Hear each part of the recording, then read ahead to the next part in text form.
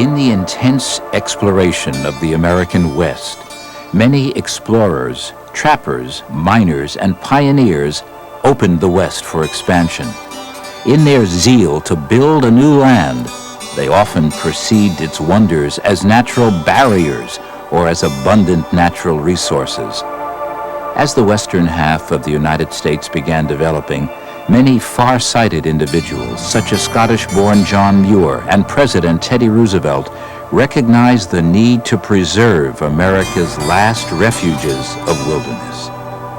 In part 2 of our series, we'll explore some of America's spectacular western parks. In the southwestern corner of the country is a collection of national parks unique in all the world. 2 of these parks are in southern Utah. Zion National Park, a canyon oasis in the desert, and Arches National Park, with more than 600 arches. In the southeastern corner of New Mexico, Carlsbad Caverns National Park, and its dazzling display of stalactites and stalagmites. And the best known of these parks, Grand Canyon National Park in Arizona. Nothing prepares the visitor for a first encounter with the gaping chasm called the Grand Canyon.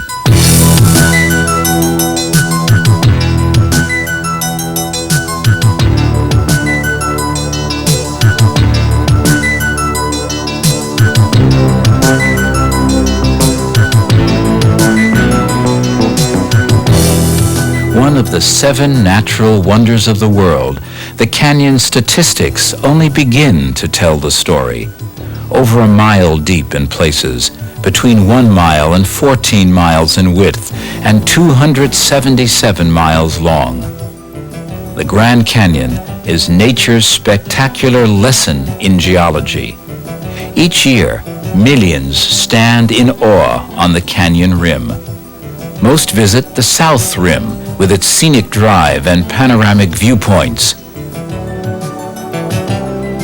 Across the canyon, the North Rim is higher and less frequented, but equally startling. Far below the rim, the Colorado River cuts deep into the rock. Hikers find the Bright Angel Trail a challenge as it descends 9.5 trail miles to the river, an elevation change of 4,400 feet. For most hikers, the arduous trek requires 2 days for the round trip. Because of extremes of elevation, the rim can be cool, while in contrast, the inner canyon extremely hot. Mule rides into the canyon are popular with many visitors. Hiking or riding, the visitor can appreciate the variety of ecological zones in the canyon. It would take walking from Canada to Mexico to equal the diversity of climatic zones found in this magnificent canyon. Riding a mule on developed trails is very distant from the danger and excitement that faced John Wesley Powell, a one-armed Civil War veteran, when he led an expedition down the unexplored Colorado River in 4 boats in 1869. Perhaps the most comfortable way to travel deep in the canyon is to float down the Colorado. The quiet serenity of floating the calm stretches of the Colorado between the magnificent cliffs contrasts with the sheer adrenaline rush of hitting grade 10 white water.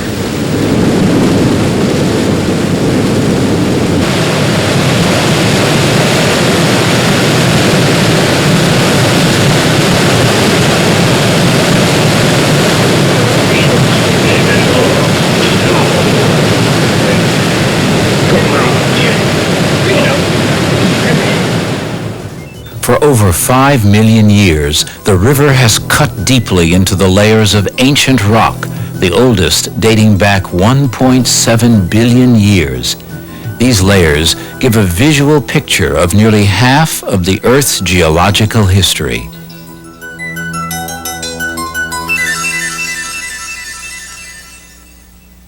On a high, dry plateau, the trickling of water has carved out Carlsbad Caverns in the limestone. An early cowboy guano miner, Jim White, is credited with initially exploring them. He led early National Geographic expeditions that revealed the beauty of the caverns to the world. The first visitors descended in a guano bucket. Today, modern elevators carry visitors 750 feet down into the Big Room. These caverns are very large. The full size of them is yet to be determined, but so far, over 20 miles have been discovered. Only 3 of these miles are open to visitors. In Carlsbad, the Big Room could contain 14 football fields, and the Capitol building in Washington, D.C. could sit in one corner. The rooms are a constant 56 degrees and are unaffected by the outside temperature. The stalagmites growing from the floor up and the stalactites grown from the ceiling down were created after countless years by the slow drip after drip of water carrying dissolved calcium carbonate. The water evaporates, leaving the mineral deposits. One estimate indicates that it requires 750 years to add 1 inch.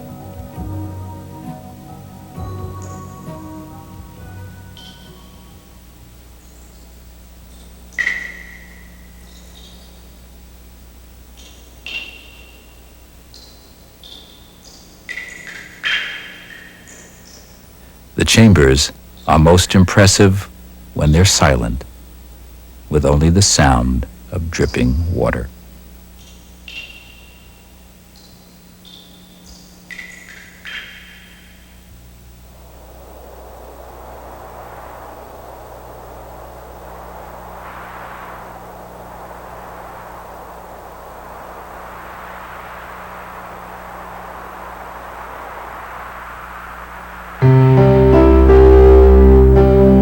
Zion has been described as an outdoor cathedral without a roof.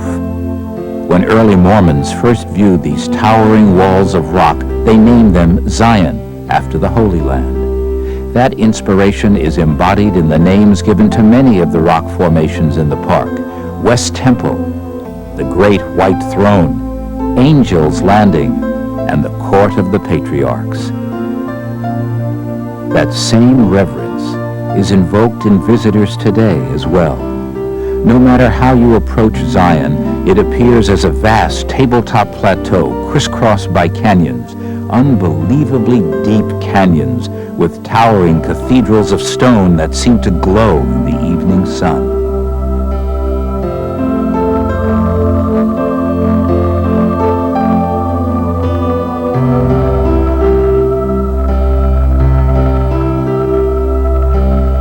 This rare, immense beauty was sculpted by the gentle hand of water, silently freezing, slowly thawing, softly dripping, and quietly running, grain by grain, bit by bit, carrying away the softer rock and exposing the parts that have not yet been eroded away.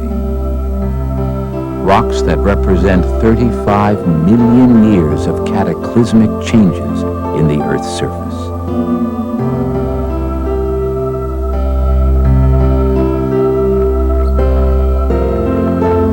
This great chasm is the victim of this gentle river.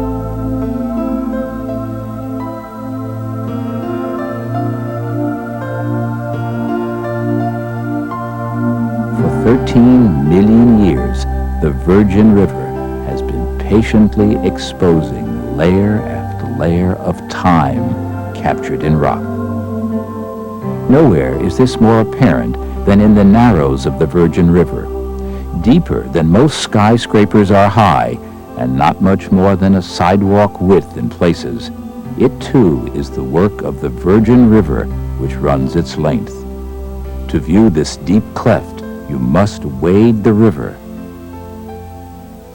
To get a view from Angel's Landing, you must hike a narrow ridge with only balance and an iron ring handrail for courage. At the top, an eagle's eye view of the Zion Canyon.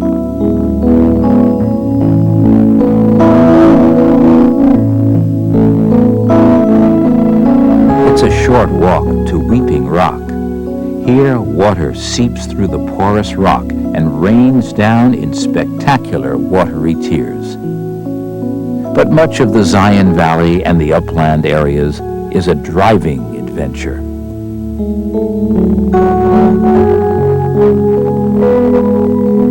Teasing peaks at the rock formations from windows in a tunnel blasted from the solid rock. Intriguing checkerboard mesa, ancient sand dunes crisscrossed by the effects of wind-blown sand and the expansion and contraction of the rock. In the fascinating western part of the park, erosion has also been at work, forming the Finger Canyons of Kolob. Hiking from here, deeper into the wilderness, one of the world's largest arches, spanning an impressive 310 feet, Kolob Arch, a magnificent symbol of the beauty and diversity of this park.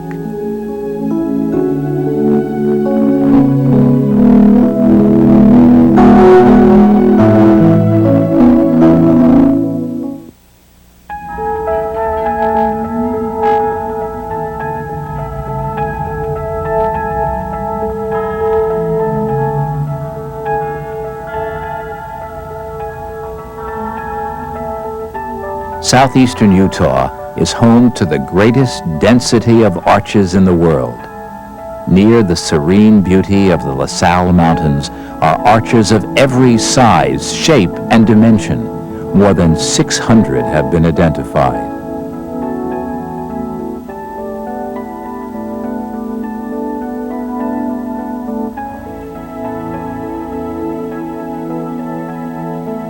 Water is the silent sculptor of some of nature's most elegant creations. Several 100 million years ago, arches started as a 1,000-foot thick layer of salt laid down in an ancient seabed. Thousands of feet of rock were deposited on top of the salt. Under such pressure, it flowed much like an underground glacier and eventually was forced upward, causing great cracks in the sandstone layer. Millions of years later, erosion exposed the sandstone, and the cracks became what are called fins, the beginning of an arch. Arches take shape much like living things: birth, development, and eventually death.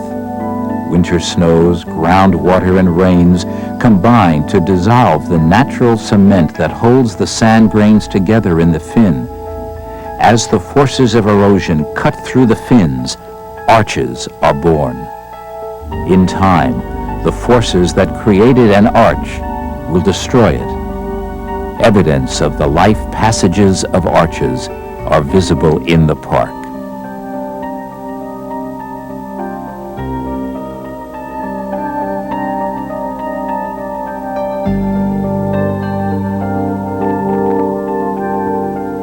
Water is also the architect of other rock forms in the park: hoodoos, pinnacles, buttes, and windows, shapes formed by the unique combination of 300-million-year-old geological forces and the constant effects of erosion. Colorful names confirm the variety of shapes in the park: Parade of the Elephants, Devil's Garden, Garden of Eden, and Upper Fiery Furnace. Much of the park is easily seen from the road. The windows section features a host of dramatic arches: Turret Arch,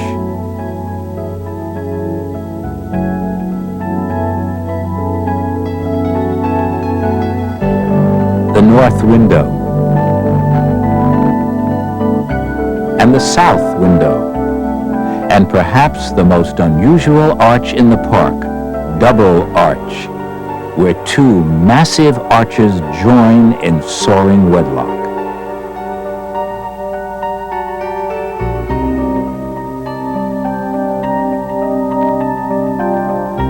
relatively open terrain encourages walking, and for the more adventurous, rewards await. A moderately strenuous walk along a 1.5-mile trail reveals delicate arch. This graceful monolith frames a classic view of the Colorado Plateau.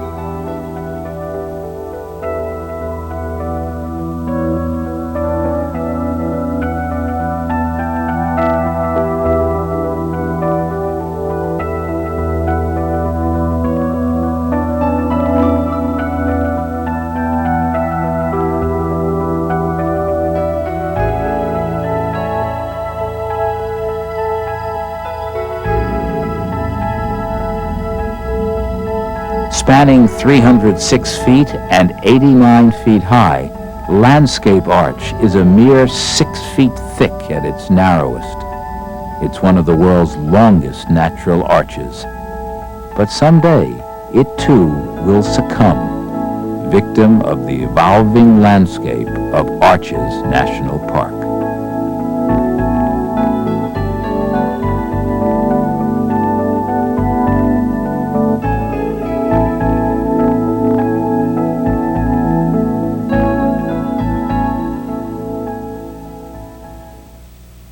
Tucked away in the northwestern section of the United States are some of America's most stunning national parks. The world's tallest trees soar into California's coastal fog in Redwoods National Park. And also in California, Yosemite National Park, with its famous glacially carved valley in the Sierra Nevada mountains. Southern Oregon hosts the deep blue waters of Crater Lake National Park. In central Washington's snow-capped mountains, Mount Rainier National Park. And along the rugged Washington coast, Olympic National Park, a multifaceted wilderness. With its many peaks which jut up from the forest to snow-capped summits, the North Cascades National Park in northern Washington has been called the American Alps.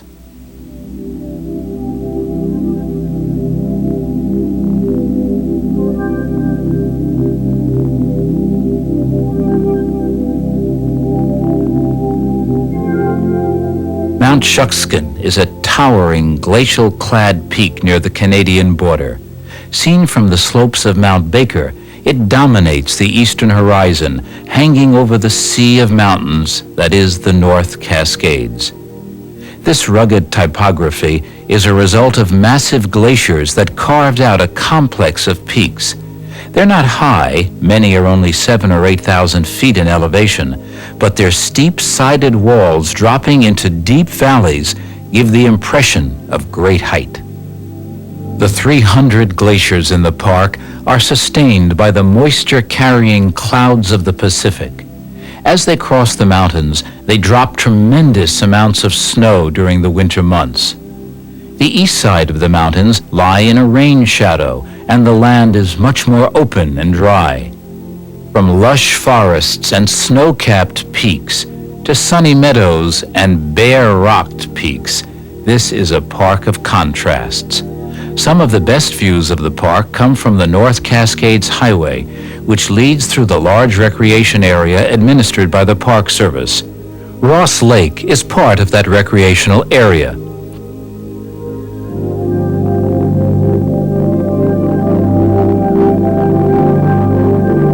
On the lake, boaters and canoe paddlers travel deep into the heart of the wilderness. One of the features of this park is its inaccessibility. This is a wild land with few roads.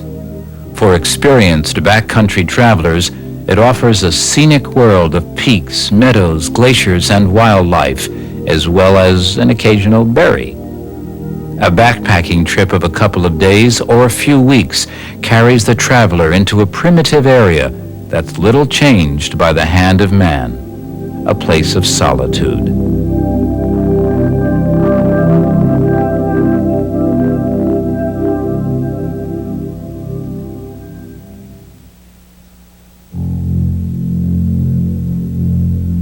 The mammoth peak of Mount Rainier towers 14,411 feet over Mount Rainier National Park.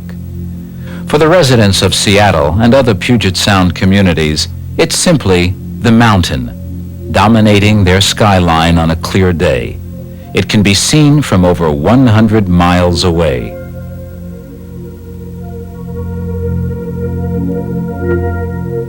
An approach by air gives a feeling for the immense size of the mountain, which is quite young in geologic terms.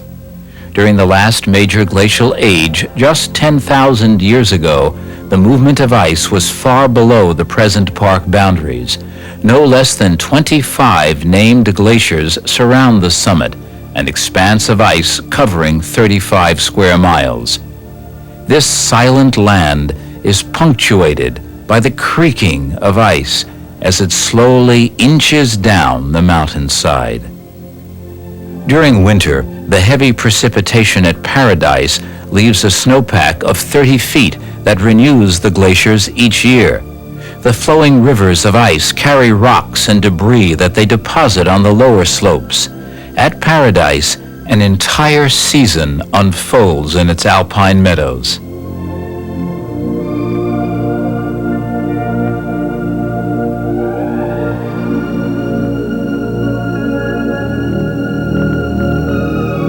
The alpine meadows of Sunrise on the northeastern flank of the mountain offer tremendous views of Mount Rainier.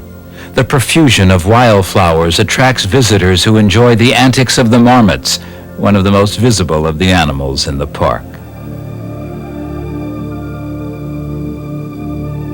In spite of the snow, the chill, and the cold, this is a volcano. Dormant now, only occasional wisps of steam from the vents on the summit remind us of its fiery past.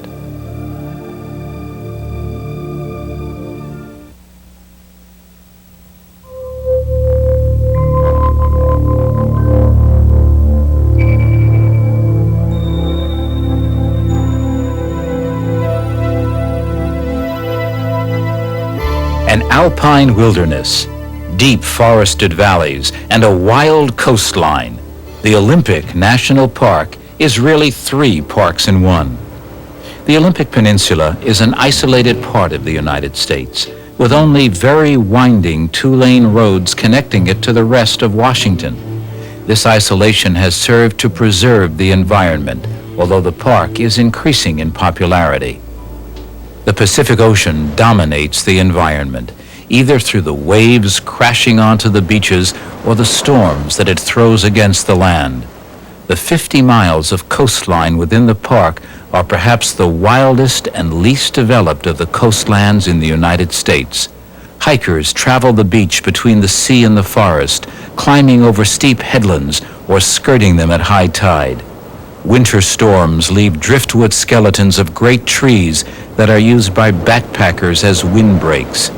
Shelter is important because cloudy skies and damp cold are normal for much of the year. When the Pacific storm clouds sweep up against the western slopes of the Olympic Mountains, it creates the wettest place in the continental United States. As much as 200 inches can fall in a single year. In the Hoh, Quinault, and other river valleys is one of the world's few temperate rainforests. The plants that live here are water-loving plants that seem to grow to gigantic proportions. The Olympics have the world's largest Douglas firs, western red cedar, and western hemlock. The light is soft, for the trees are thick and covered in air-loving moss and lichens. The fern forest areas have been compared to cathedrals. The area was originally set aside as an elk refuge, and the Roosevelt elk keep the undergrowth from completely clogging the forest. This is the largest unmanaged elk herd in the United States. The most accessible alpine area in the Olympic Park is Hurricane Ridge, where a road from Port Angeles ends at the visitor center. This wide-open panorama is enhanced by the Park Service naturalists that provide an explanation of the creation of these mountains. The monarch of this wet range, Mount Olympus, is slightly hidden by other snowy peaks. Along the 600 miles of hiking trails, visitors glimpse tranquil meadows, which are covered in wildflowers in the early summer, and breathtaking vistas.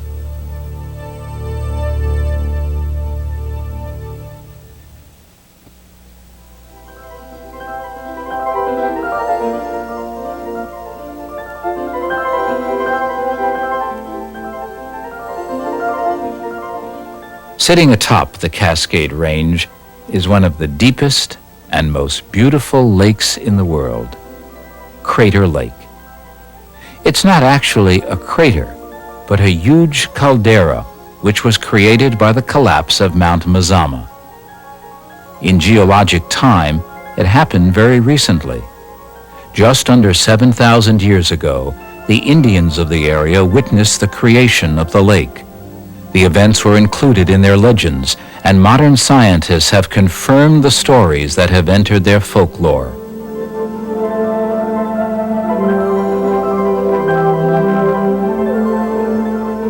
Over a period of 500,000 years, Mount Mazama grew through a series of massive eruptions to 12,000 feet.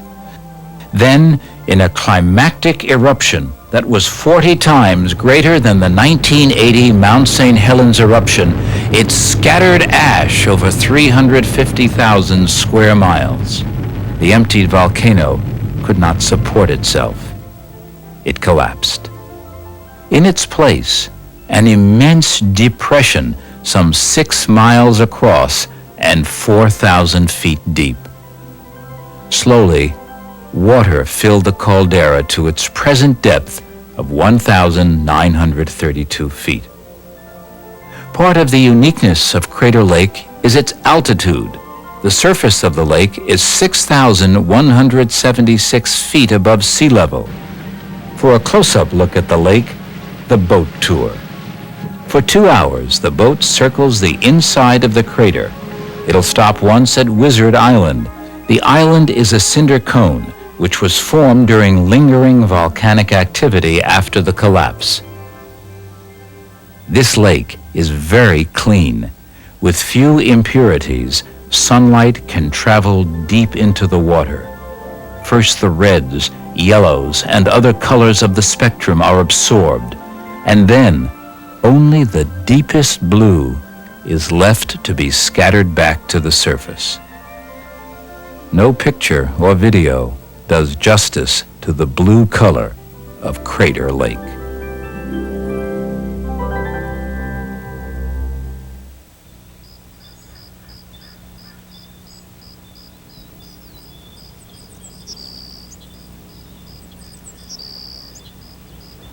The forests reach right to the water's edge, but it's the groves of trees found inland which makes this area so special. These are old trees. Some began to grow more than 2,000 years ago. They thrive in the coastal fog belt. Some soar higher than the Statue of Liberty. They are the tallest trees on Earth. As they grow, the lower branches drop off, leaving the massive trunk unadorned until it reaches the canopy hundreds of feet above, forming a natural cathedral. Driving down Highway 101, the motorist travels through a quilt of national and state park lands. A number of excellent state parks protected outstanding groves before the national park was created in 1968. Occasionally, the most common big mammal in the park is seen, the Roosevelt elk. In 1978, the park, after much political controversy, was expanded to include an area in the south to protect the tallest trees in the world. No road accesses these trees, so visitors must take a Park Service shuttle, then walk almost 1.5 miles to the bend in Redwood Creek where the trees stand. Walking up to the base of the tallest tree, gives some indication of its greatness. It towers over 367 feet. It has no known diseases, and insects cause no great damage. The thick bark provides protection even from fires. Acquiring land upstream from the tall trees was necessary because heavy logging was resulting in flooding and potential damage to the grove. The park has an ambitious program to restore the former logged lands to their natural state. Ambitious because the average tree lives to be over 700 years. The redwoods are more than trees of unsurpassed beauty. They're a living link with history.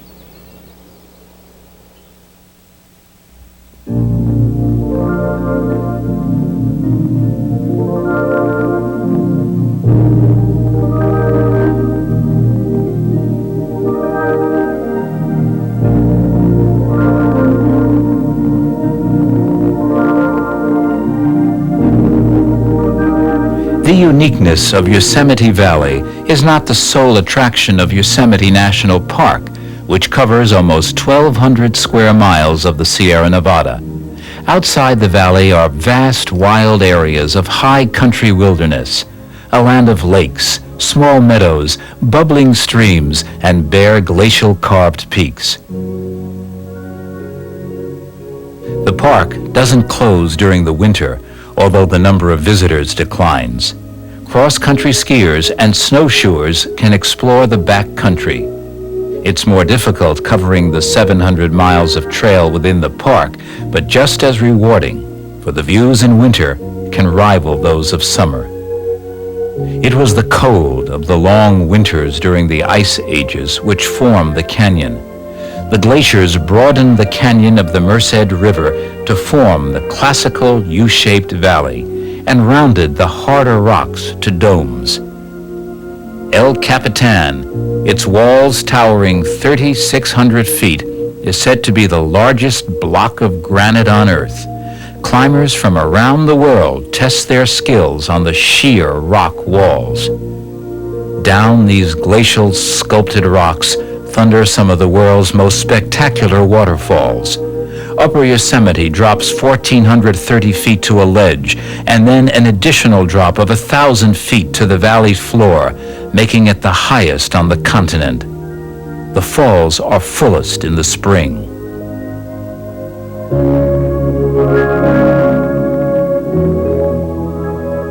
The seeds of the conservation program, which resulted in the park system, were laid at Yosemite. Here, John Muir conducted much of his original research on the effect of glaciers on the landscape. As a result of his efforts, along with others, the area was deeded to the state of California in 1864. A national park surrounding the state park was established in 1890, and eventually in 1916, the two parks were merged. Poets, photographers, and artists have long been attracted to the valley, and they continue to explore its beauty. But for most people, visiting a national park is a chance to discover the ever-changing moods of nature. And at Yosemite, the valley is always changing its appearance, from hour to hour, day to day, and season to season.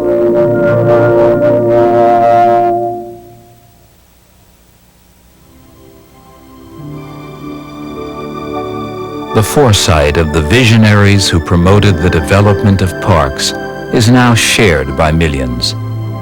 A commitment to national parks is not an easy commitment, yet few Americans would change the strict protectionism that has preserved these national treasures that stretch from border to border and coast to coast.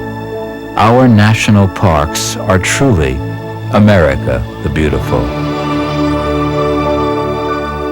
They are wonders to behold and enjoy.